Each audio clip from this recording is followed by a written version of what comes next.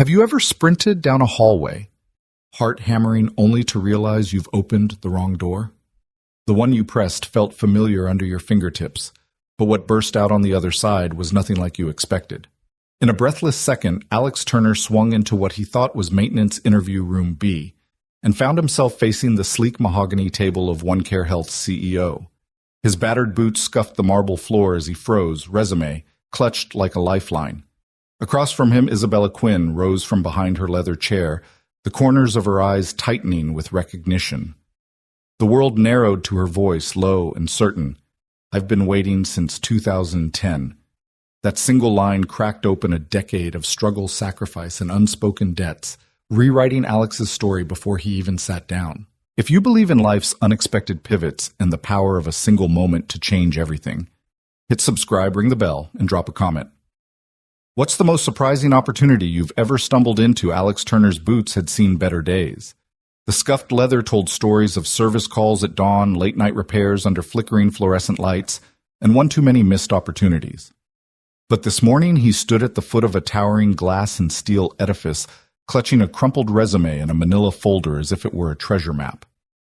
Maintenance technician interviews were held on the 11th floor, so he'd been told. He slid through the revolving door into the cavernous lobby of OneCare Health. Polished marble floors reflected the soft glow of recessed lighting. A bank of elevators hummed patiently. Near the reception desk, a display touted the company's mission, bringing quality healthcare to every doorstep. Alex swallowed, rehearsed his answers under his breath, and pressed the call button for the 11th floor. The write-up was brief, but felt endless. He clutched the folder tighter, straightened his too-loose tie, and tried to calm the tremor in his fingers. His daughter Emma had helped him rehearse last night, her college textbook spread across the kitchen table as she quizzed him on every possible question. He had to nail this one. The rent was due, and Sophie needed new tires on her bus. When the doors slid open, Alex took a breath and stepped forward, only to be met not by folding chairs or clipboards, but by plush carpet glass-walled offices and the quiet hum of wealth at work. A brass nameplate on a heavy oak door read, "Isabella Quinn, founder and CEO." He hesitated. Maintenance technician interview he called, voice cracking. "Come in," came a cool, measured reply. Alex's heart slammed against his ribs as he opened the door. The room was vast, a high-ceiling, floor-to-ceiling windows that framed a panoramic cityscape, and at its center, a long mahogany table. At the head, a woman stood, blonde hair swept into a low chignon slate-gray suit tailored to perfection. Her eyes were sharp, yet held a trace of warmth, as though she were reading his very soul. "Michael Carson." She asked, wrong name, wrong resume. Alex blinked. I'm Alex Turner." Her gaze flicked to the folder in his hand, then back to his face. "Alex Turner," she repeated softly. "Sit down." He crossed the room as if in a dream and lowered himself into the guest chair. His palms were slick. He wiped them on his pants. "Do I know you?" he asked, glancing around for hidden cameras or waiting interviewers who might appear at the last second. She didn't smile. "We met once," she said quietly.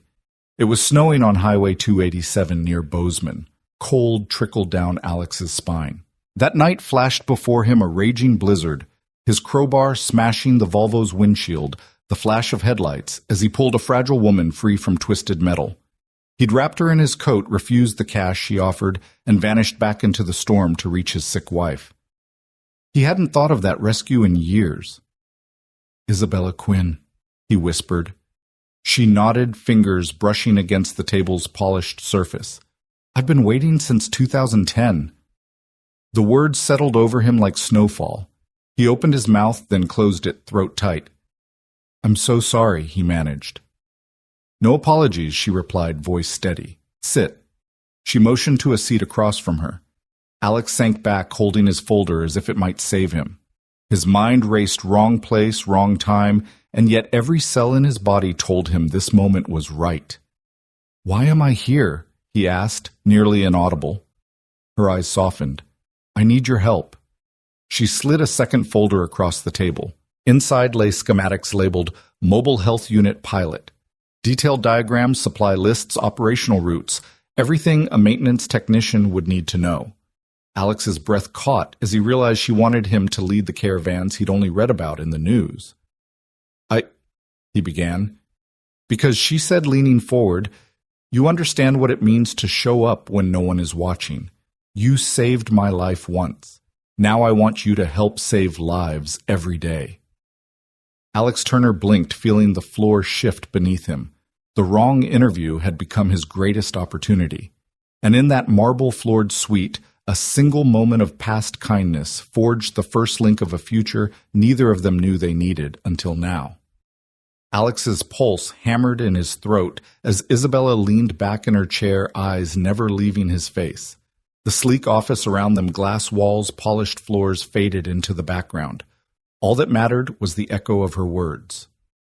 It was 2010 on Highway 287. "You found me in a silver Volvo half buried in a snowdrift."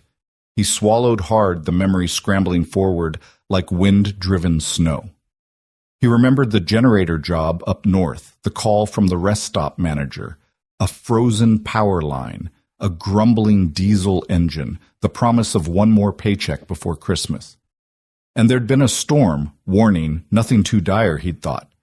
He'd driven past mile markers, the temperature gauge dipping the blacktop behind him, disappearing under a blanket of white.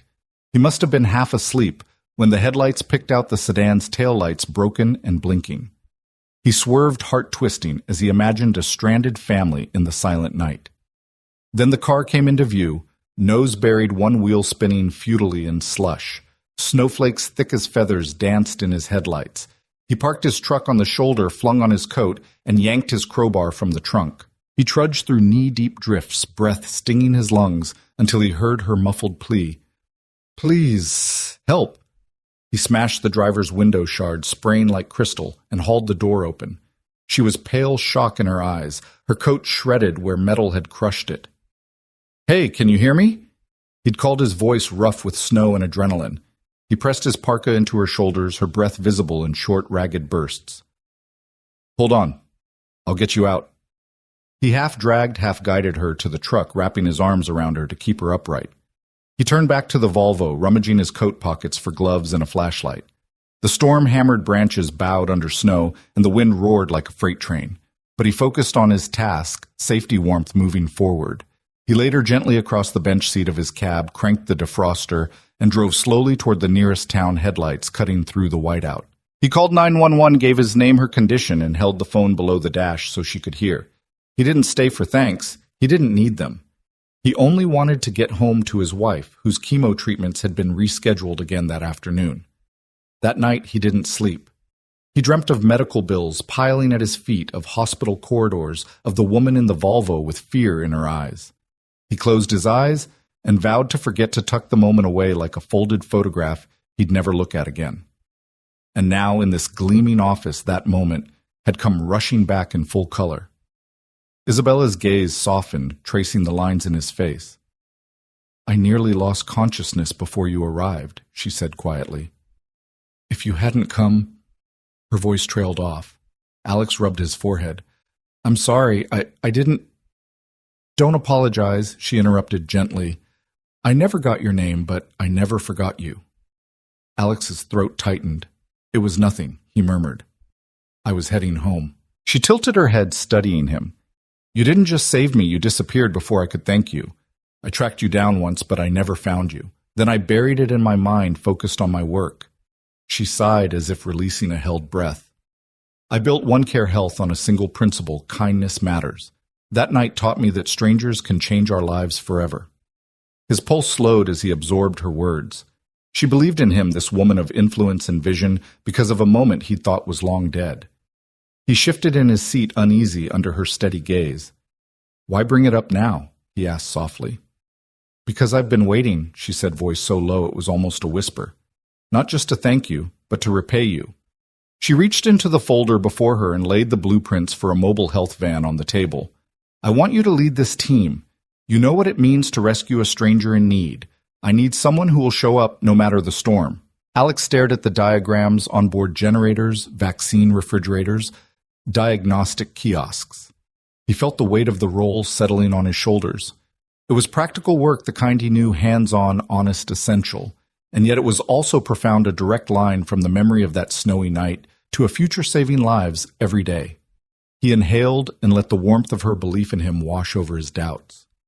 I'd like that, he said, voice steady. Her lips curved in a small, triumphant smile. Welcome aboard. In that moment, Alex Turner realized he hadn't walked into the wrong room at all. He'd walked into the second chance he never knew he was looking for, born from a midnight rescue in a blizzard carried across a decade and delivered in a single life-changing moment. Alex Turner settled deeper into the guest chair, his limbs still tingling from the shock of that snowy rescue long buried in his mind. The polished wood armrests felt oddly comforting beneath his calloused palms. For a moment, the office's quiet grandeur, sunlight pooling on the marble floor, the distant hum of traffic faded into the background. All he could see was Isabella Quinn's steady gaze and the faint tremor in her jaw as she gathered her thoughts. I never asked your name. Isabella began, voice low but unwavering. That night, it was just another emergency for me. I had a talk to give at a conference the next morning, and the limousine. She paused, the memory pressing against her composure. It never made it to me. Not that night. Alex's throat tightened. I'm sorry you missed your talk. She managed a small, rueful smile. It was for the board of Biopharm Global. I'd been courted for months. The speech would have been my ticket to the C-suite. I had the outline in my head, clinical trials, market projections. But I was hospitalized instead with a concussion and a few cracked ribs. He winced. That must have been terrible. Worse was what happened afterward. She leaned forward, hands clasped on the table. I woke up in the hospital with a blank schedule and a laundry list of obligations I no longer felt passionate about. The board was disappointed. Investors murmured about my reliability. But in that bed, as I replayed your face through the haze of pain meds, I realized something I'd spent my life chasing: prestige. But prestige hadn't stopped my limo from sliding off the road. It hadn't given me a second chance. Alex swallowed hard. He reached for his folder as though he might hide in its crumpled pages. I never meant to derail your career, he said quietly. She waved a hand. You didn't. You saved my life. But more than that, you gave me clarity. She tapped the mobile unit schematic.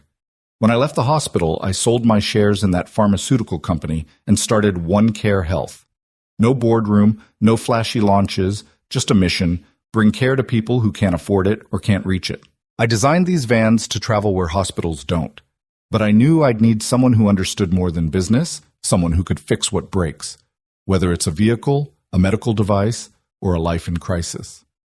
Alex stared at the blueprint tracing the flow of power lines and storage compartments. I've never done anything like this, he said. I'm a small-town maintenance guy. Isabella's eyes glinted. Exactly. You see broken things, you repair them. You don't ask for recognition, you just do it. That's rare in healthcare. Everyone wants a billboard. You, Alex, are the billboard. He managed a laugh, wry and unsteady. I've always preferred unplugged lights. She leaned back, a hint of laughter in her shoulders. Unplugged light can guide us home just as well. She paused, scanning his face. What do you say? You sit here, or you stand there. You stay in your boots, or you step into these vans. You can keep running mechanical lines in another town, or you can run a mission that changes lives. Her voice softened, including mine. Alex closed his eyes. The memory of that wind-chilled highway, the lit dashboard, the frantic 911 call, it all rushed over him. And beneath it, the ache he'd buried, worry over his wife's failing health, his daughter's future bills piling up like snowdrifts. He'd spent years surviving the storm. Now he could drive it, control it, even flourish in it. He opened his eyes. I'll do it, he said, voice firm. I'll help build these units and keep them running wherever you need me. Isabella's relief was palpable. She rose and crossed to the table's end, offering her hand. Welcome to OneCare Health, Alex Turner. He stood, taking her hand. Her grip was strong, reassuring. In that moment, he felt the weight of possibility settle in his chest. The wrong interview room had become the right one, and the lifeline he'd tucked away years ago had come back to anchor him. She guided him to the window. Below, the city stretched out like a living map. Neighborhoods, hospitals, clinics, and the empty patches between them. This, she said, is why we do it. She tapped the window. In a world that races forward, we stop for people. We bring the light to them. Alex leaned in, looking beyond the glass toward a future that was finally within reach, not just for him, but for every life these vans would touch. He inhaled, tasted the faint scent of pine from the office's lone potted tree and the city's exhaust down below. He let it remind him of that snowy night, the cold, the darkness, and the single beam of warmth that changed everything. No fanfare greeted them, no cheers, no flashing cameras, just the soft click of two lives aligning their courses. And as he turned back to Isabella, Alex Turner realized that sometimes being a survivor means stepping forward, becoming the savior you once needed. In that polished office under the hum of glass and steel, he accepted not just a job, but a calling that was born in the snow and carried through a decade of storms. He sat again, but this time with a sense of purpose beyond the resume in his hand. Isabella picked up his folder, and together they pored over the blueprints discussing routes, maintenance schedules, staffing logistics. Their voices blended with the city's distant symphony, a dialogue of compassion and mechanics of strategy and service. Outside traffic flowed on, unaware that in that corner office, the smallest moment from long ago, had sparked an engine of hope. And as Alex Turner traced each line on those sacred documents, he felt the first true warmth of second chances blooming in his chest, ready to illuminate every broken road ahead. Alex Turner exhaled, feeling the weight of the moment settle between them like a soft snowdrift. He'd prepared himself for polite dismissal, an apologetic, "We appreciate your interest," and another resume tossed onto the growing heap of also-rans. Instead, Isabella Quinn was leaning forward, her fingers laced on the polished table eyes, bright with purpose. "I want you on the road," she said. Alex blinked. He shook his head as if to clear it. I thought you were interviewing for maintenance staff. I mean, it's an office." Isabella smiled the kind of smile that reached her eyes and warmed her whole face. "This is maintenance staff, just not the kind you find in an office tower." She tapped the schematic on the table. OneCare's mobile health units, refrigeration for vaccines onboard generators. Diagnostic kiosks, we travel to communities where hospitals are a day's drive away. We need someone who can fix anything anywhere. He swallowed. "I've changed light bulbs and unclogged drains," he murmured. "I've even rewired coffee machines on a cold morning. But medical equipment isn't so different," she interrupted gently. "It's precision and care. You've spent your life solving problems without fanfare. You never asked for credit when you pulled me from that wreck. You just did what needed to be done." Alex looked down at his hands, rough and ink-stained, the kind of hands that remembered every bolt and wrench. He thought of his daughter Emma off at college and too busy for nightly calls. He thought of his late wife Lisa and the radiator he'd fixed to keep her warm in her last days. He'd lived 100 unseen moments of quiet heroism. This would feel familiar. He dared to meet Isabella's gaze. "What exactly would you have me do?" She reached for a cup of water and set it before him. "You'd oversee the maintenance and rapid repair of our fleet. When a van's engine sputters on a gravel road, you're the one who gets it moving again. When vaccines threaten to spoil, you're the one who spots the coolant leak. When diagnostics kiosks freeze up in a winter storm, you're there hands-on making sure care keeps flowing." Alex picked up the glass, fingers curling around it. The water was cool against his palm. "You're talking about long days, nights under the stars, driving down brush-filled back roads." Isabella leaned in. "Exactly. It's not a desk job. It isn't meant to be glamorous. It's meant to matter." He set the glass down, sensing the gravity of her words. "I'd have to travel alone sometimes," he said. "I'm not exactly social." She chuckled softly. "You're not the chattiest guy at the brunch buffet, but out where we go, people aren't looking for small talk. They're looking for someone to show up when no one else does." Alex's heart thumped. He'd been invisible so long that the idea of being needed, truly needed, felt foreign and thrilling. "And the team," he asked. "Do they respect guys like you," Isabella answered. "You're not a suit barking orders. You're someone who understands the value of a working machine when a life depends on it. You'll be their anchor in the field." He closed his eyes briefly, seeing himself crouched under a van in sleet headlights, cutting fog tools spread like instruments of healing. He saw himself in the driver's seat, the mobile clinic's engine purring after his repair. He saw the faces of patients waiting in the back, Children with coughs, elders with aching bones trusting him to keep the unit alive. He opened his eyes. "What about training?" he asked quietly. Isabella smiled again, that resilient curve of soft steel.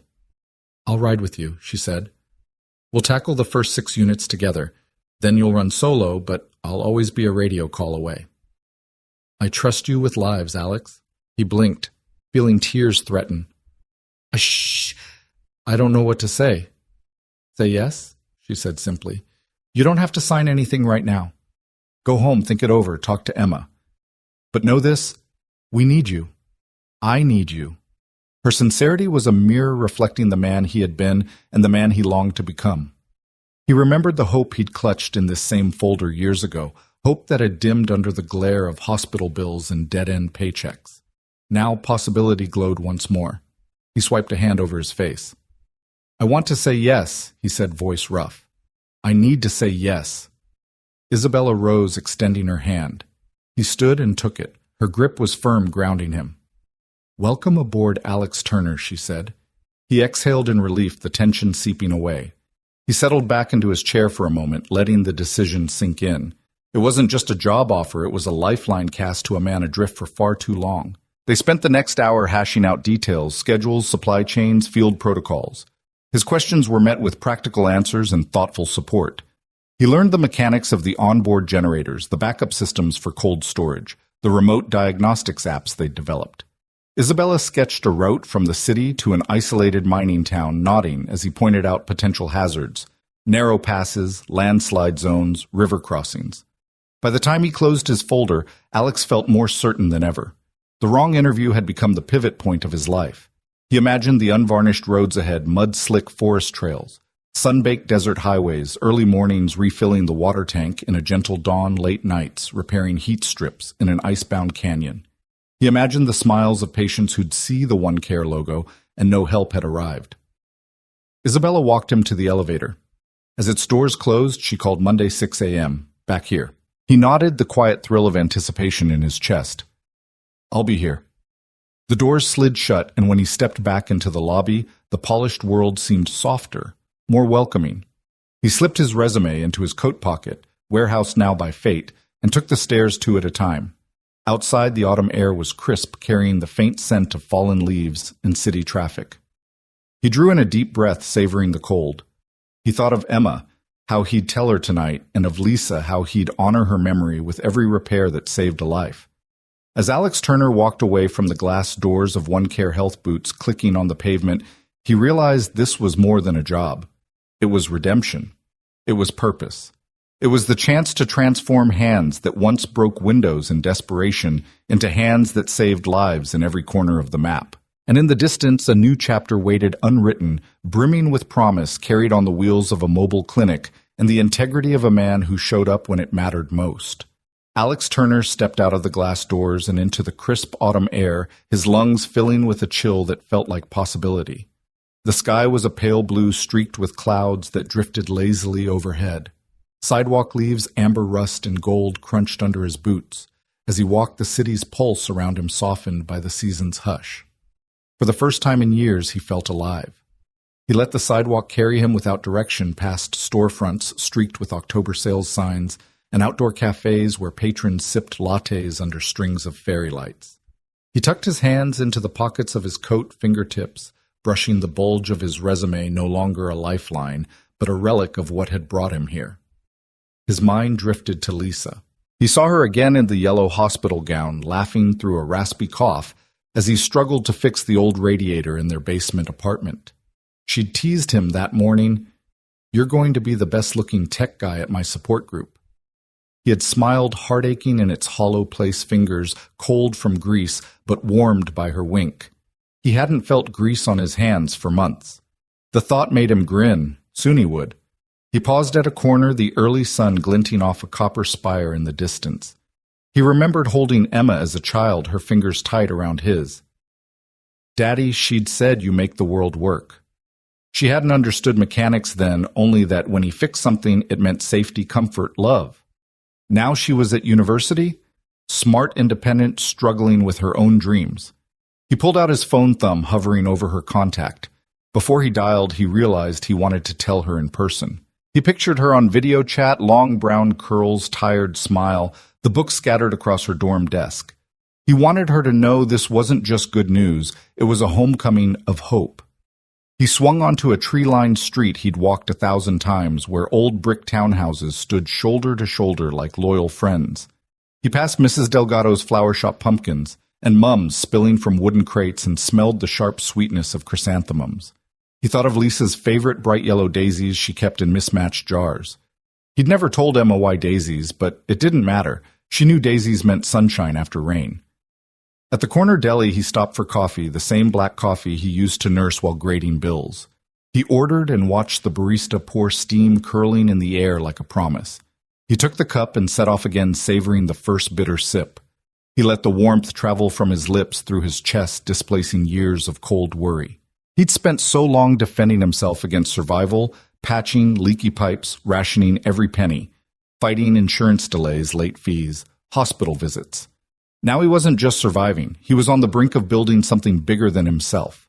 He navigated the familiar blocks until he saw the faded green awning of his apartment building. The metal stairs creaked underfoot as he climbed 2 flights to his door.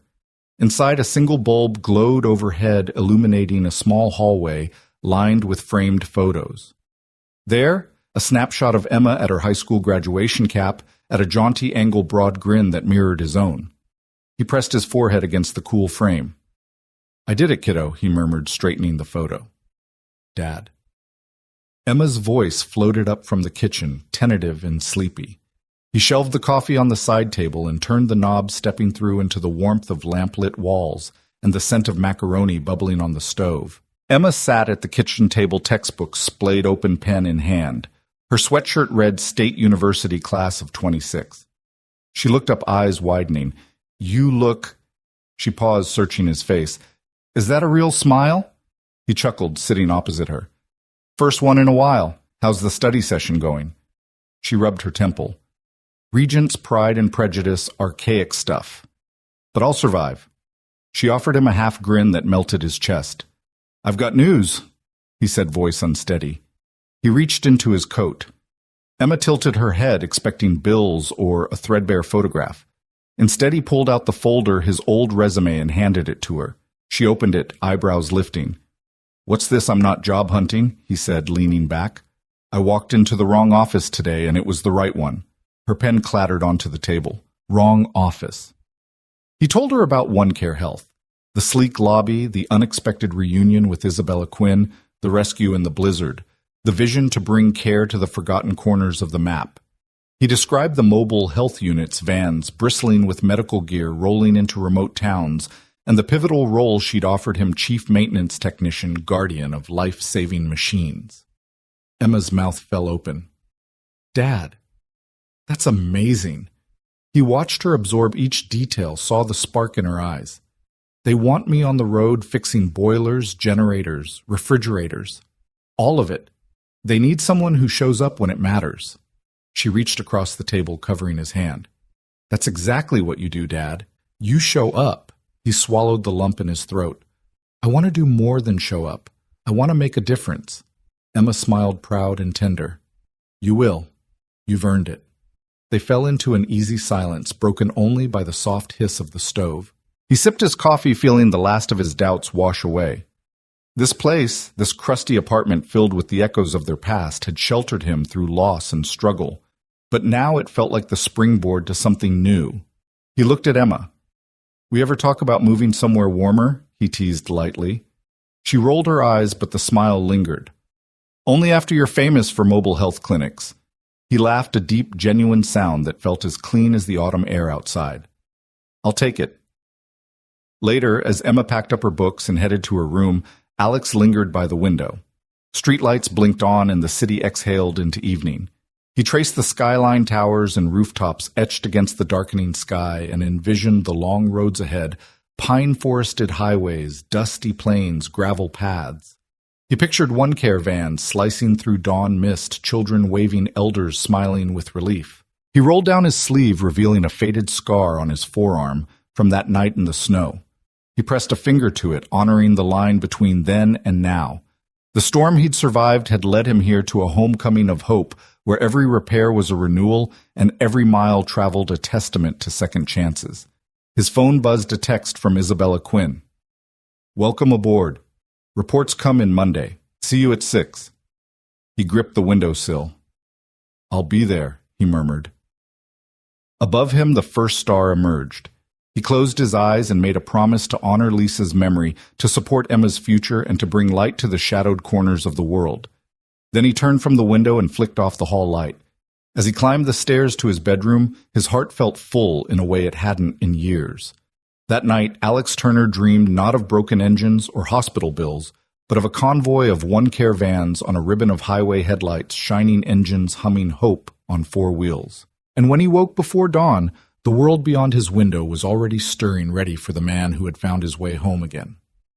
The sky was barely light when Alex climbed into the driver's seat of Van Alpha One Care Health's first mobile unit, its engine humming like a purring cat ready to prowl the country roads. Isabella stepped up beside him, clipboard in hand, her dark ponytail tucked under a baseball cap for the first time since he'd met her. He offered her a nod of greeting. She returned it with a tight smile that spoke of anticipation and nerves both. "Ready?" she asked, voice low over the idling engine. Alex glanced at the neat row of equipment racks behind him. Vaccine refrigerators, portable autoclaves, handheld diagnostic kiosks. Ready as I'll ever be. She climbed in, planting herself in the passenger seat. "Let's test your mettle." Isabella handed him a sheet and equipment checklist and route map. He scanned it quickly. Site 1, a rural elementary school 30 miles north. Site 2, a food pantry in a farming village. Final stop, a weekend health fair in an old church hall. She tapped the printed refrigeration specs. Temperatures, diagnostics. "Let's start with the fridge." They rolled out of the parking bay into the still muted city streets, headlights slicing through dawn's dim haze. Conversation flowed easily. Isabella asked about his granddaughter's college studies. He quizzed her on coffee orders. The early morning lull felt like a prelude to something larger, the city's hustle yet to wake. At the first stop, they squeezed through the school's narrow driveway, winter mud clinging to the tires. Alex hopped out a tool bag slung over his shoulder. Isabella followed, letting him lead the way to the back of the van. Alex flipped open the rear hatch, revealing the chill interior. He ran gloved fingers along the freezer's seal eyes, narrowing in appraisal. "Go on," Isabella said. "Show me." He pressed a diagnostic button, and the fridge's internal temperature lit up on a small screen 37 degrees Fahrenheit. Within spec, but not by much. He smiled and popped open the door, exposing rows of vials packed in a foam rack. "We'll swap the coolant line," he told her, pulling a handheld wrench from his bag. "It's quick work." Isabella watched as he knelt on one knee, unlatching the protective panel. With practiced precision, he detached a corroded hose, its metal fitting puckered by age. The new line clicked into place, and he closed the panel, sealing the compartment. Then he pressed the monitor again 35 degrees. He gave her a thumbs up. "Perfect," she said, relief coloring her tone. "I never had to get my hands this dirty." She paused, leaning closer to inspect a spool of tubing. "Back when we launched the first clinic, my team and I were unpacking boxes at dawn. I ended up hand-painting our logo on the side of our first unit after the stencil kit broke on day 1. Alex laughed, picturing a younger Isabella crouched in paint-splattered jeans. She continued, "We didn't have fancy service contracts. We drained and refilled coolant by hand out of a watering can while I argued prices with equipment suppliers over the phone. That van was held together with duct tape and sheer willpower." He grinned. "Sounds character building. Character saved lives," she corrected gently. "Now you're the one preserving lives with your building skills." Her eyes sparkled as she handed him a cup of coffee. On to the kiosks. They packed up and rolled on the morning sun, cresting fields of frosted wheat. The van's radio played soft jazz as Alex navigated winding 2 lanes. When they reached Site 2, a converted barn where families queued for free groceries, he guided the van into a makeshift driveway. People lined up under a tent, children in bright jackets clutching stuffed animals. Alex waved and Isabella waved back her presence, both authoritative and approachable. Inside the barn, he unloaded the diagnostic kiosk's touchscreen units that measured blood pressure, heart rate, and blood glucose. One was unresponsive. Its screen flickered, then froze. He shrugged off his coat and knelt beside it, prying open a panel on the back with his multi-tool. Circuit boards lay beneath small wires snaking across layered boards.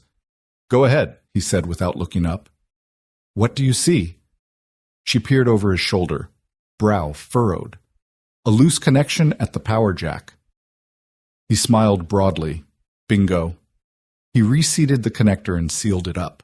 The screen blinked alive, offering a welcome message. Isabella let out a breath. "You're not just a maintenance guy. You're a miracle worker." He chuckled, wincing as he straightened. A volunteer nurse approached, clipboard in hand. "We were worried we'd have to cancel screenings," she said. "Thank you." Alex nodded, shrugging away praise. Isabella gave him a proud wink. He felt a warmth in his chest, a sense of belonging he hadn't known since before Lisa got sick. Mid-morning found them at the church hall where local families gathered for flu shots and health checkups. The van's generator hummed outside, powering medical lights and laptop chargers. Alex tightened a loose bolt on a water pump and declared it sound. Isabella handed him a lunch sandwich meatloaf on rye, wrapped in parchment paper. "Sophisticated," he teased. She laughed, unwrapping her own turkey club. "You deserve real food for real work. Got time for a break." He sank onto a folding chair as she perched beside him. The hall's windows framed a panorama of trees in peak color crimson, gold, and auburn. People filtered in and out, raising their arms for injections, chatting in soft voices. "Do you ever miss the boardroom?" Alex asked between bites. Isabella tilted her head. "My boardroom had no purpose once I lost you that night. Here I'm accountable every day. Faces in need, communities underserved. This is my board." She traced her finger on the table's chip. "It's messy, unpredictable, but it's honest. And it's where I've found the most meaning." He nodded, feeling the hum of truth behind her words. "Meaning's the best kind of job security. Right?" She looked at him thoughtfully. "You remind me why I started this, how a single act of compassion can echo for years." Alex set down his sandwich. "I never thought my hands would be part of something like this. I always fixed toilets and generators, never medicine." She reached out and touched his arm. "You're fixing more than machines. You're fixing access. You're ensuring vaccines stay potent, tests stay accurate, lives stay whole." He took a steadying breath, the echo of her appreciation fueling his confidence. A child's laughter drifted in from the hall. He looked up to see a small boy peering into the kiosk window, eyes wide with curiosity. "Can I see the boy?" asked. Alex lifted the boy onto a stool. "Sure thing. Watch me turn it on." He powered up the machine and guided the boy's small fingers to tap the start button. The boy giggled at the feel of the cool screen. Isabella watched warm pride in her gaze. "See?" she murmured. "You're inspiring the next generation." He caught her eye and smiled. "I like that." By late afternoon, they packed away the last syringe holders and diagnostic cards. The van's interior was spotless, ready for tomorrow's route. Isabella offered to drive back. Alex declined, opting to steer. He fired up the engine, pulling out onto the highway as evening's auburn light faded to indigo. The ride home was a comfortable silence, the miles ticking by under the van's steady hum. He thought of the day's work, the whir of compressors, the click of diagnostic boots, the thank you smiles of strangers. He replayed Isabella's startup stories, duct-taped vans, midnight phone calls, boardroom blowback. He saw the parallels between her grit and his own. The late nights, the endless troubleshooting, the refusal to give in to despair. When they pulled back into the one-care garage, side lights glowing, Isabella placed a hand on his shoulder. "You did well today," she said. "I know we said 6 training runs together, but if you ever need someone in the field..." She tapped the van's side emblem. "Call me. I'll be there."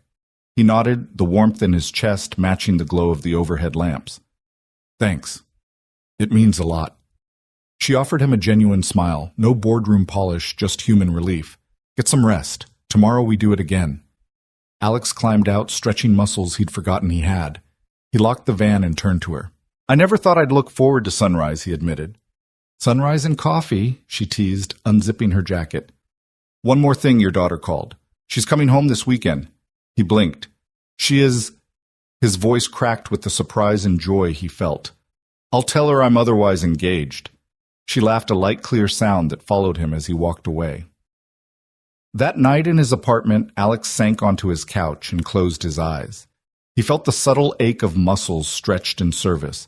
The gentle buzz of adrenaline faded to contentment. Outside his window, city lights blinked on, and he was no longer alone in a silent struggle. He was part of something bigger, something that healed bodies and hearts alike.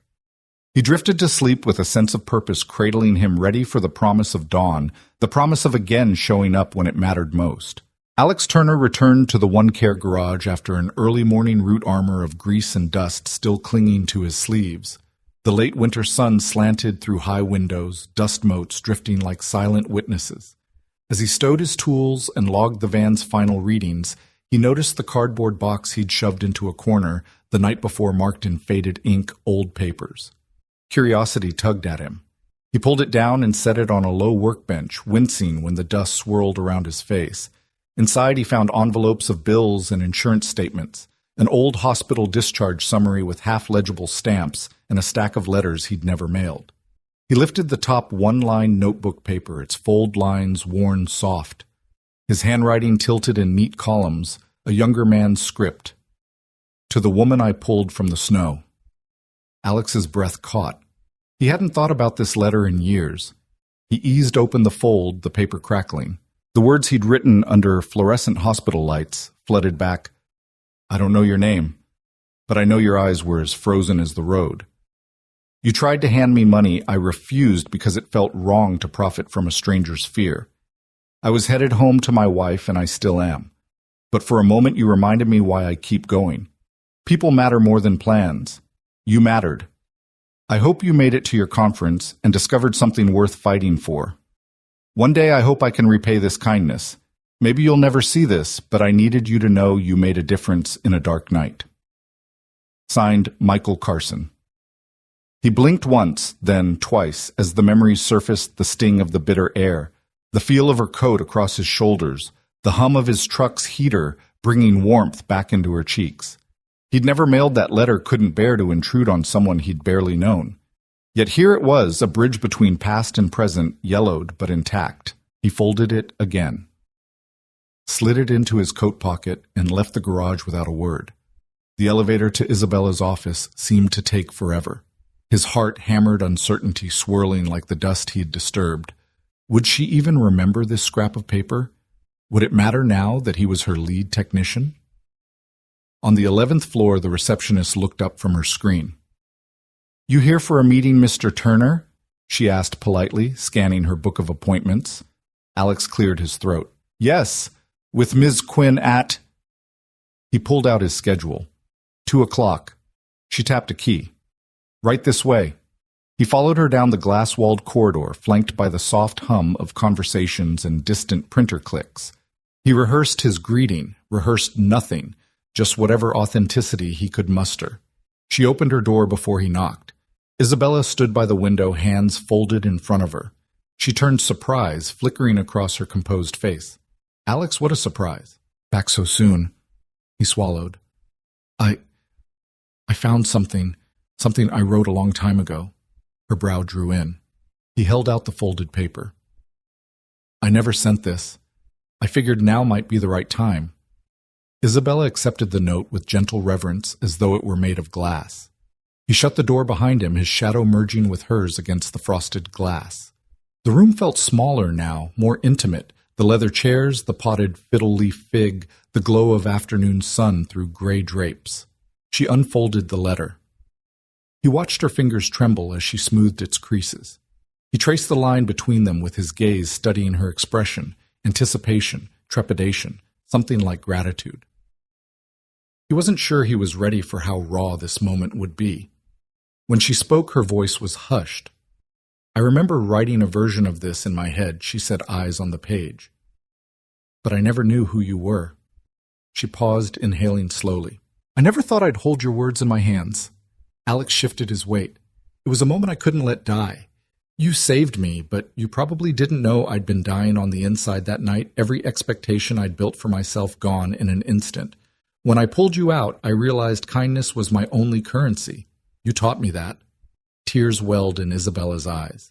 She raised her gaze, and Alex saw lines of vulnerability etched into the woman who'd seemed so invincible. You did more than teach me. You gave me a reason to rebuild. I see that now, how your act of compassion became the cornerstone of One Care Health. Your belief in humanity carried me through years of boardrooms and power struggles. He backed away slightly as though the warmth in her gaze might burn him. I never saw it that way, he confessed. I saw a woman in need, didn't think beyond that. She folded the letter and tucked it into a plush folder on her desk. That's the beauty of it, she said, voice thick with emotion. You saw a stranger and acted. I saw a stranger and remembered how to believe. And today, every time I drive onto a dirt road to bring care to someone's front door, I carry your kindness with me. Silence settled between them, but it wasn't empty. It was alive, pulsing with two souls laid bare. The office's grandeur receded until all he could focus on was Isabella's steady breathing, the soft click of her heels as she stepped closer. I want you to know, she said, her hand hovering over his, that this company, this mission, it's built on your kindness, and I'm deeply grateful. Alex's throat tightened. He looked down at their hands nearly touching and then back at her face glistening with tears. Thank you for bringing me back, he whispered. For giving me work that matters and letting me be part of something I can be proud of. She nodded, letting out a shaky breath. You've given me so much more than that. In that shared glance, time folded in on itself, the stormy highway, the hushed hospital corridors, the gleaming conference room, the honking engines of the mobile clinic. Past and present converged in a powerful promise they would move forward together, not just as CEO and technician, but as two people bound by an unsung letter and the truth it revealed. They stood in the quiet aftermath of confession, neither ready to break the spell with small talk. Finally, Isabella broke the silence. I'll frame this, she said, touching the letter gently. It belongs here. She motioned to the empty wall beside her desk, already picturing it as a testament to their shared journey. Alex nodded, his heart unburdened for the first time in years. Thank you, he whispered once more, for this and for everything. As he turned to leave, he realized there was no wrong room, no misstep. Every path, every snow-laden mile, every sleepless night, every bolt he'd tightened had led him here. And as he stepped back into the hallway, he carried with him the weight of that letter, now transformed from an unsent hope into a living bond that would guide them both through every road to come. Alex was elbow-deep in the van's engine bay when the email arrived. He wiped his grease-streaked forehead and peered at his phone screen. Urgent suspension pending investigation.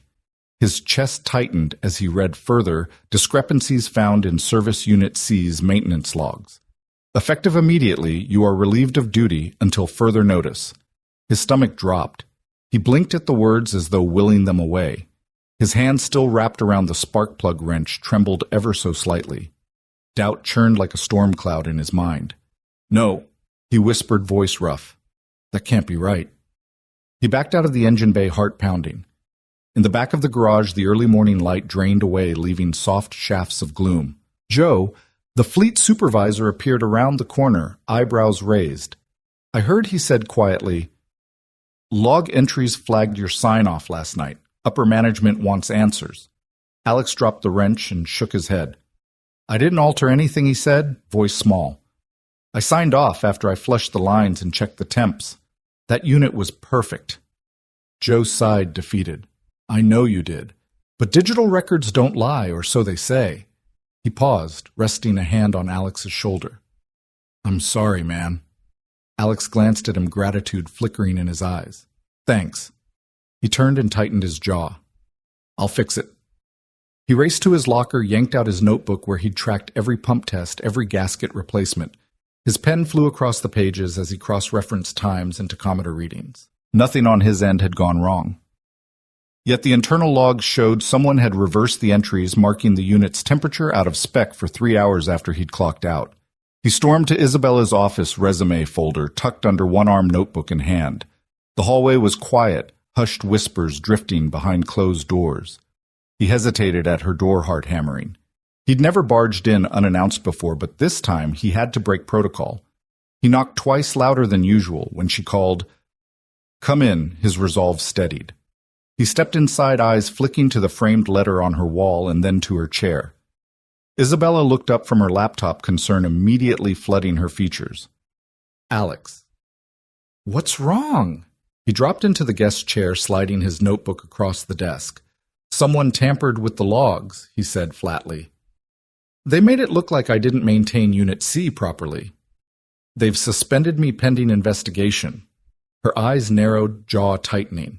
Who? He shook his head. I don't know yet, but it wasn't me. He clicked open the digital printout in his hand. See, this timestamp's changed after I signed out at 6:15. Someone with access logged in at 7:20 and altered the entries. Isabella leaned back silent for a long moment. Then she stood and crossed to the window, pressing a hand against the cool glass.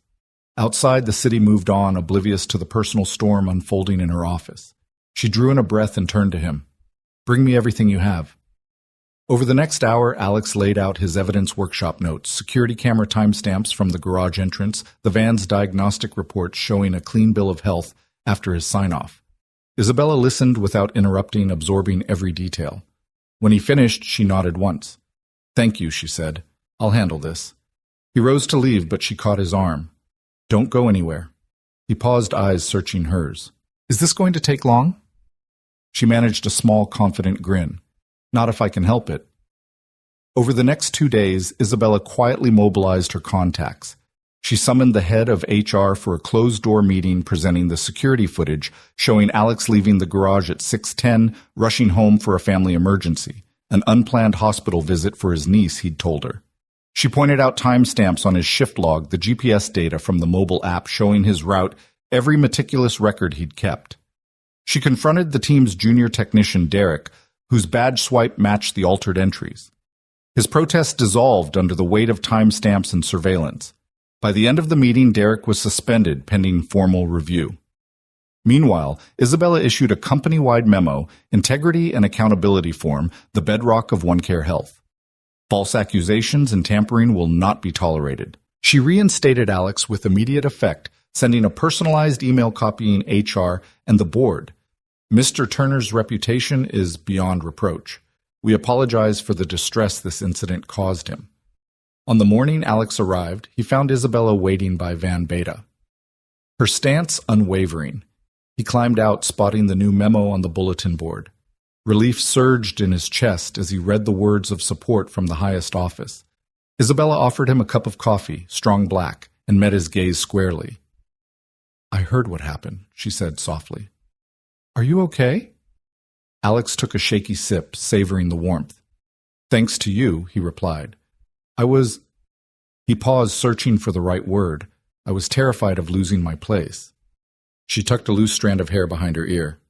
You won't lose me, she said firmly. I know who you are, Alex. I trust you more than anyone on this team. Don't let one person's jealousy make you doubt your worth. He nodded, the tremor in his shoulders easing. I almost did. She placed a hand on his arm. Then let's get to work. We've got hospitals to reach. Her smile was gentle and strong. Besides, I need my miracle worker back on the road. He matched her smile with one of his own, steady, genuine. I'm here. Together they climbed into Van Beta, Isabella in the passenger seat, Alex at the wheel. As he fired up the engine, the dashboard lights glimmered into life. He glanced at her, the man who once pulled her from a frozen wreck, now pulling a mission forward through rugged terrain. Next stop, he asked, scanning the route on the GPS. She handed him the itinerary. Pine Valley Clinic. They're expecting us at 10.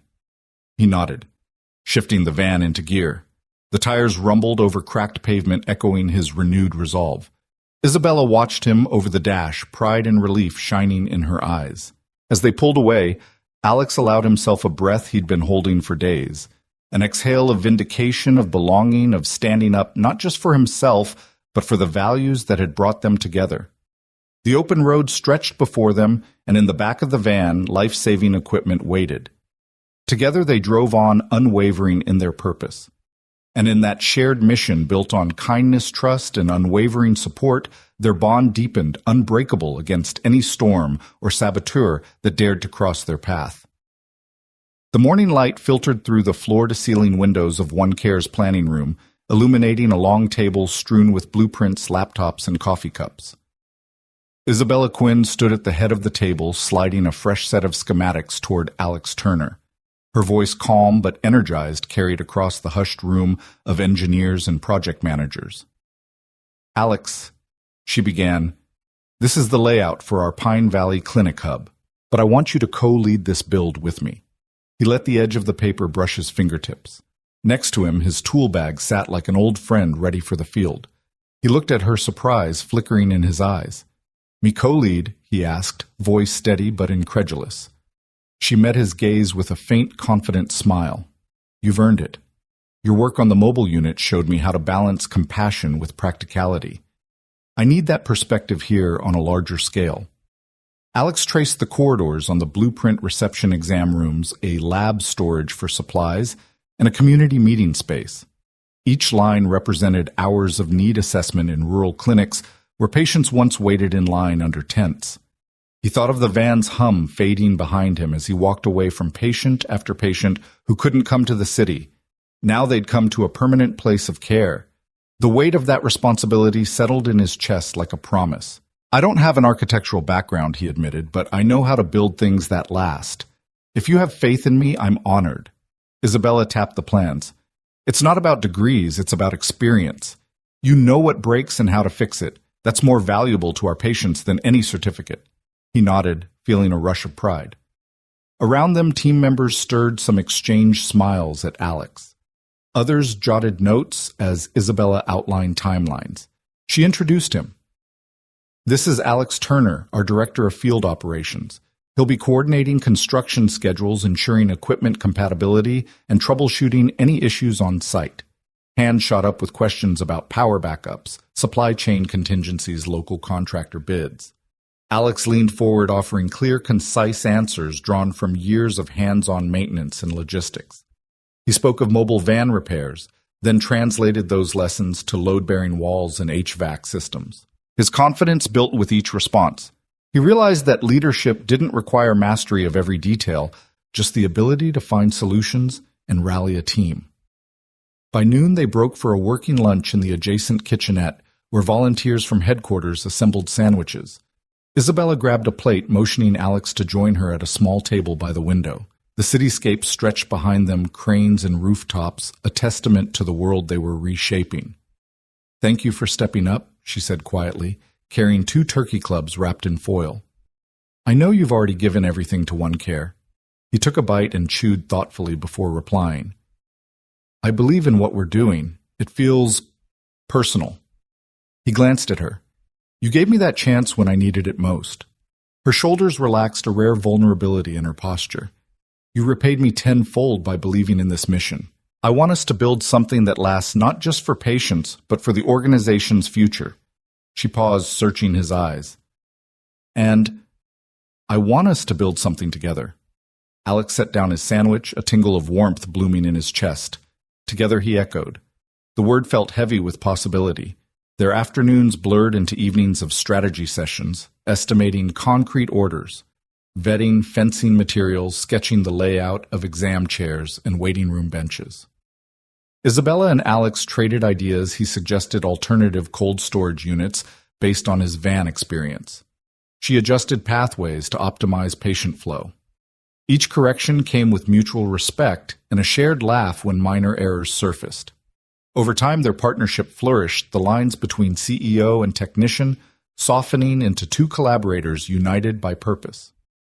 One late afternoon, as the team wrapped up for the day, Isabella found Alex reviewing cost projections alone. She leaned against the doorframe, watching him run his finger along the margin notes. The soft glow of a desk lamp highlighted his focused expression. "I didn't hear you come in," he said without looking up, then offered a quick smile. "Need something?" She stepped forward, folding her arms. "I wanted to thank you. The team's morale has skyrocketed since you came on board. They respect you." She paused, voice hushed. "And I respect you." His eyes met hers, and something in the air shifted, an electric current born of shared purpose and unspoken admiration. The space between them crackled. He closed his notebook, standing. "I respect you too. You've built OneCare from the ground up, and you trusted me to help carry that dream." She took a slow breath, both of them suspended in a moment where titles and roles melted away. Then she reached out, brushing a hand across his forearm. His skin warmed beneath her fingertips, and he felt a flutter of anticipation. "Come," she said softly. "Show me your favorite part of these plans." He led her to the map section where they'd planned a community garden just outside the main entrance, a spot where patients could sit among raised beds of medicinal herbs. "This," he said, pointing. "We'll build the beds low enough for wheelchair access and plant calendula chamomile and lavender to bring comfort. I wanted something that nourishes beyond medicine." Isabella's hand lingered on his arm. "That's brilliant. I didn't think of that." She turned to face him, her eyes shining.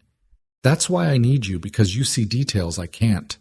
He swallowed, the world narrowing to her gaze and the distance between their shoulders. "We see together," he corrected, voice low. A moment stretched between them, pregnant with the promise of something more than professional admiration. Then she closed the gap, gently pressing her forehead against his. He felt the rhythm of her breathing, steady and comforting. "I'm glad we're building together," she whispered. He rested his hand on her waist, warm through her blazer. "Me too." Behind them, the glow of desk lamps and the scattered papers of tomorrow's blueprints blurred into insignificance. In that quiet intersection of plans and hearts, their shared purpose deepened into connection. Two people, once strangers on a snowy road, now architects of hope and each other's future. And as the sun set beyond the city skyline, Alex Turner and Isabella Quinn stood surrounded by the promise of a clinic that would heal communities and a partnership that would heal two souls. They remained there, steam rising from their coffee cups, united in vision and tenderness, ready to build a world that would stand long after the last brick was laid. Late evening shadows pooled in the corners of the One Care Health stairwell as Alex Turner followed Isabella Quinn to the rooftop terrace. The doors swung open to reveal the city spread beneath them, a galaxy of streetlights, neon signs, and distant car headlights winking like fireflies in the dark. The crisp autumn air carried a faint scent of wood smoke and late-night coffee, a reminder that life pulsed on below as relentless and hopeful as ever. Alex stepped onto the gravel-strewn deck, first the soles of his boots crunching softly. He paused at the railing, resting his arms atop the cool metal, and gazed out at the skyline. He felt small in that moment, just one man in a sea of buildings, but also profoundly connected to something larger. After weeks of shifting from emergency calls to stifled accusations and triumphant vindication, this quiet space felt like a sanctuary of clarity. Isabella joined him a heartbeat later, her dark coat pulled tight against the breeze. She leaned forward, mirroring his stance, and they stood side by side in companionable silence. Below them, a taxi horn honked, and a train rumbled through its underground tunnel. But here, it was just wind and the gentle hum of the city at rest. Alex cleared his throat, tracing the horizon with his eyes. "It's different up here," he said, voice low, almost peaceful. Isabella nodded. "I come up here when I need to remember why we do this, why we keep pushing." She inhaled deeply, exhaling with a small sigh. "I guess tonight I needed to remember why I started it all." He shifted his weight, glancing at her profile. "I can't imagine what it took," he said gently, "to turn that rescue night into a company that saves thousands of lives." She offered him a half smile. "Some nights I can't either." She folded her arms, fingers tapping the railing. "It wasn't easy selling my shares, walking away from the board, learning to run clinics instead of quarterly reports. Sometimes I wonder if I traded one kind of loneliness for another." Alex looked at her, the soft glow of streetlights casting shadows across her face. "Loneliness." She nodded, gaze drifting to the street below. "Boardrooms are empty, in their own way. Everyone chasing power metrics headlines, no one ever stops to ask how you're really doing. I built walls of titles and expectations around myself so high that even I couldn't see in." He absorbed her words, recalling the first time he'd pulled her from that wreckage, how she'd tried to thank him for saving her life, only to learn he was disappearing into the storm as quickly as he'd arrived. "I never got to ask what was behind those walls," he said. "I only saw a stranger in danger." Her laugh was a soft exhale. "And you gave me more than a rescue. You gave me perspective, but sometimes perspective is a lonely place to live." He reached out, resting a hand on her shoulder. The gesture was unexpected, but she didn't flinch. Instead, she tilted her head to meet his eyes. "You've been here with me," he said. "Through equipment failures, sabotage, every roadblock. You didn't have to stay." Her fingers traced a pattern against his coat sleeve. "I wanted to," she whispered. I wanted you to know that this partnership means everything. He closed his eyes briefly, the memory of every late-night repair and every hurried route, flashing in his mind the diagnosis kiosk that froze in a blizzard, the freezer line that threatened to spoil thousands of vaccines, the junior technician who nearly destroyed his career. Through it all, Isabella had never wavered in her belief in him. "I've been afraid," he admitted, voice low as the wind. When he spoke again, his words came in a steady tide. "Afraid that if I showed you who I really am, the guy who can't fix everything, who still hurts for my wife, who worries I'll never be enough, you'd see me as nothing but broken." He felt vulnerability prickle in his chest, a rawness he hadn't allowed himself in years. Yet as he risked honesty, Isabella's eyes softened as though she was offering him refuge he'd lacked since Lisa's last days. "I see you as whole," she said after a moment, each word deliberate and calm. "Broken and healed, scarred and resilient, everything that makes you who you are." Alex opened his eyes and looked at her, the city lights refracting in her gaze. His heart felt heavy and buoyant at once. "I keep thinking back to that night how you tried to pay me and I refused. I did it because I had to get home to my daughter, but also because I didn't want kindness to become a transaction." He hesitated. "Tonight, I wanted you to know that you became my kindness. You trusted me when I didn't trust myself." She exhaled softly, stepping closer until their shoulders brushed. "You've become mine too," she replied. The steel in her voice had melted into something warmer, more vulnerable. "I've been afraid to admit it, afraid of losing the person who saved me." Alex turned, facing her fully now. The glow of the street lamps painted soft shadows across his features. "I don't want to lose you," he said, voice steady. "Not as a friend, not as my boss, not as the woman who showed me a new path." Isabella's teeth caught her bottom lip, a nervous gesture he recognized as purely human. "I don't want to lose you either," she confessed, her hand slipping from the railing to his. "I was afraid that what we're building was just another project, but it's more than that now. It's you and me trying to do something good together." He closed the distance between them, offering her his other hand. "Then let's not pretend otherwise," he said softly. "No grand declarations. No promises we can't keep. Just, I'm here. I'm walking forward with you." Her eyes glistened with tears, bright honest, a reflection of the city's scattered lights. "Side by side," she whispered. He nodded. Side by side. They stood there, two silhouettes against the sprawling metropolis. Hands entwined, the night air weaving them closer. Below, distant sirens lulled and an occasional car passed, but on that rooftop time stretched unhurried and full of possibility. Without another word, Isabella leaned her head against his shoulder. He felt the gentle rise and fall of her breath matching his own. In that shared silence, neither tense nor empty, they let the unspoken settle between them. Their fears laid bare, their hopes entwined their willingness to step into whatever came next hand in hand. When the first raindrops began to fall, Alex reached into his coat pocket and produced a small umbrella. He opened it over their heads, sheltering them from the drizzle. She looked up at him, a soft smile curving her lips. Sometimes it took a wrong turn to lead to the right moment, he thought. Sometimes the quietest confession held the greatest power. And as they huddled beneath the umbrella, gazing down at the city they'd pledged to serve, Alex Turner and Isabella Quinn faced the future not as strangers or mere colleagues, but as two people bound by kindness, trust, and the quiet strength of walking forward side by side. The first blush of dawn painted the sky in pale rose and gold, as a hush settled over the newly completed One Care Health facility. The building's glass facade caught the early light, reflecting the promise of a new day. Volunteers and staff assembled on the sidewalk, nurses in crisp scrubs, technicians still blinking away sleep neighbors, curious to see what this health hub would bring to their community.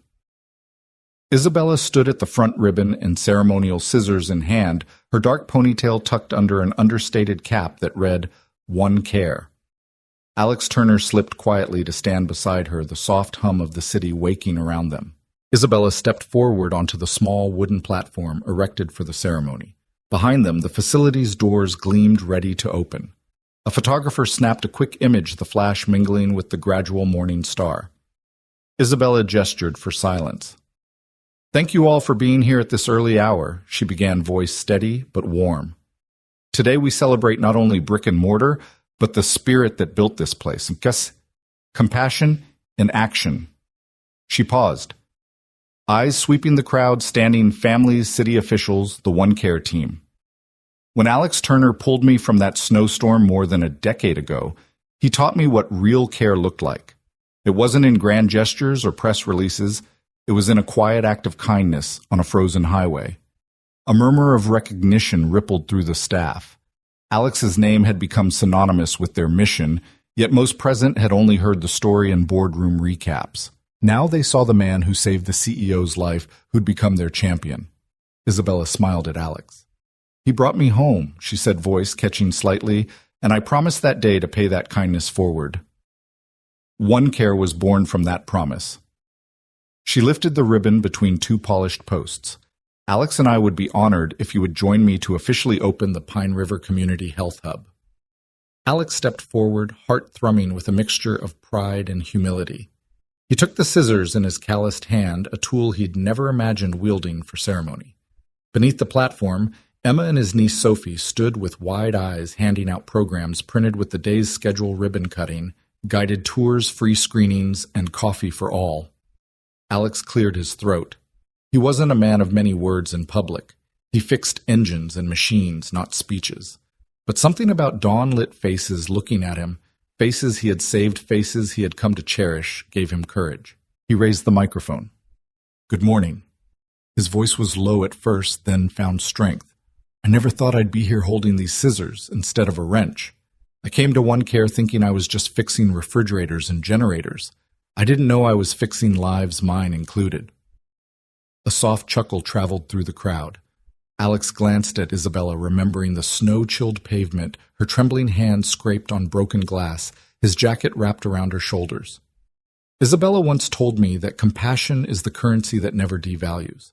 I believed it because she lived it, but I learned its true value when she said, "Your kindness saved me."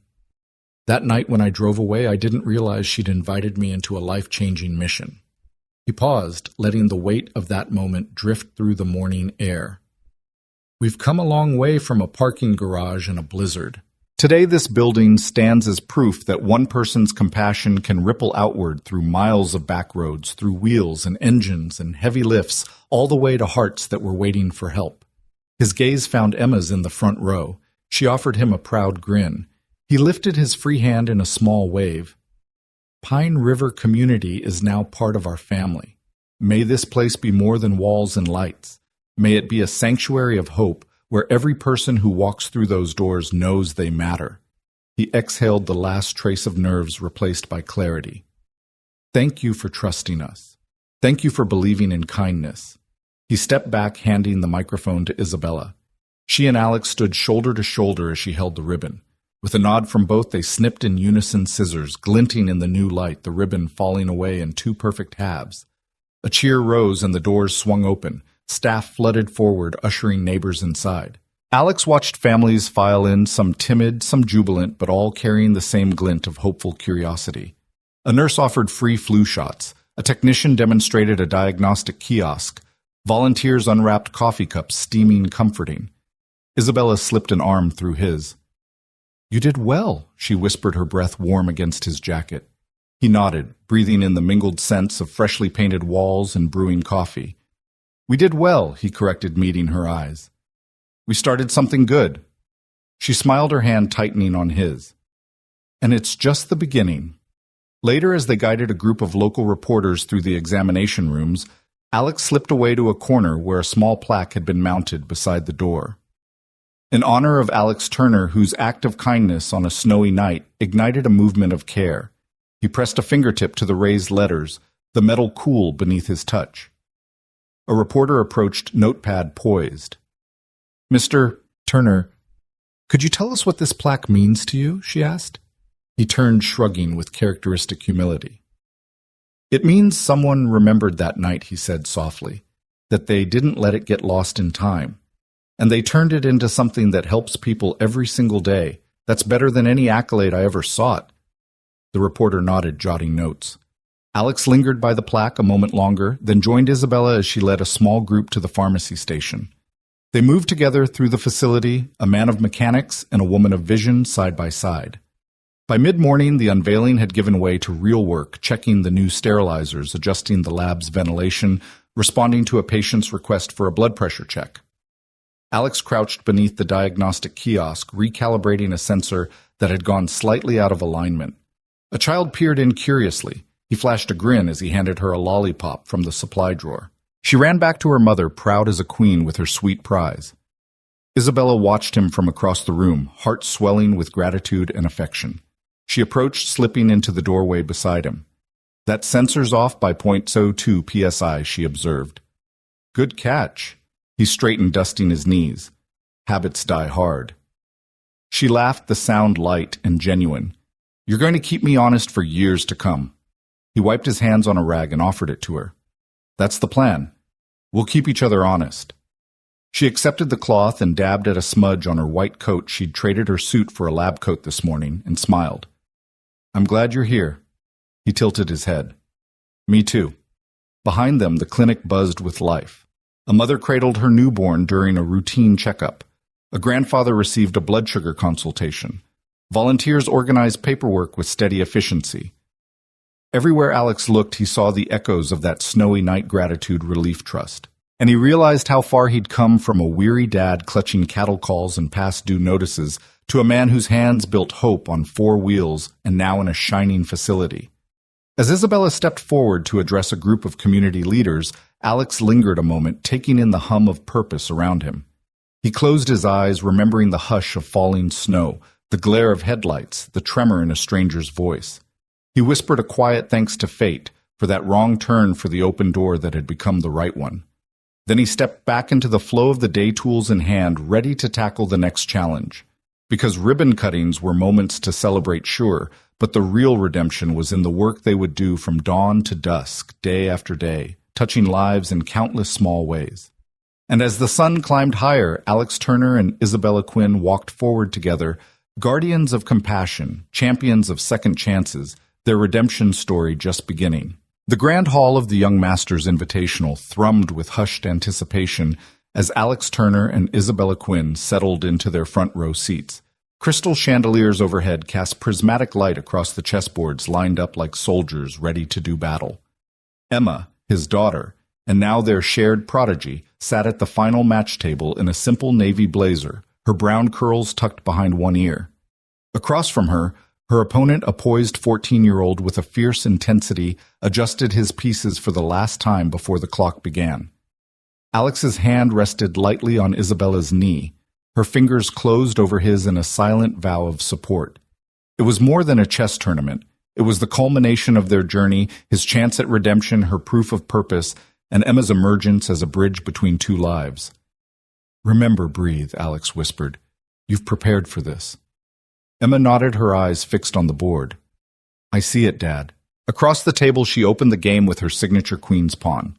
Isabella caught Alex's eye and offered a small, proud smile. Behind every move lay a lesson in resilience and trust, lessons taught over late-night study sessions, long drives to clinics, and rooftop confessions.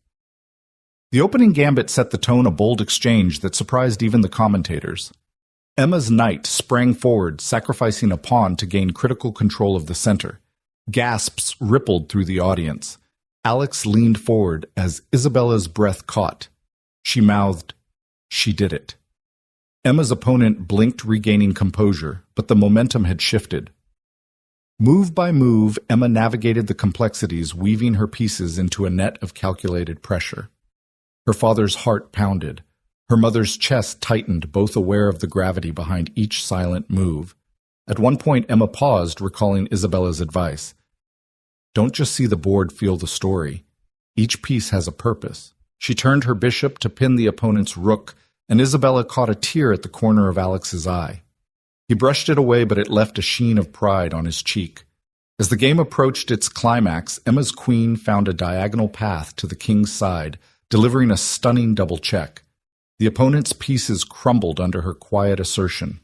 With a gentle slide, Emma placed her queen to declare checkmate. A beat of stunned silence, then the hall erupted. Applause thundered like a victory march. Isabella stood clapping so vigorously she threatened to clap Alex from his chair. Alex rose beside her laughter and tears mingling in his expression of unguarded joy. Emma looked up from the bored eyes shining. She stood as well, stepping around the table. The ribbon of audience applause trailed behind her as she crossed the distance to her parents. Alex bent down to embrace her, and Isabella slipped an arm around both of them. For a moment, the three of them swayed together in a cluster of triumph and tenderness.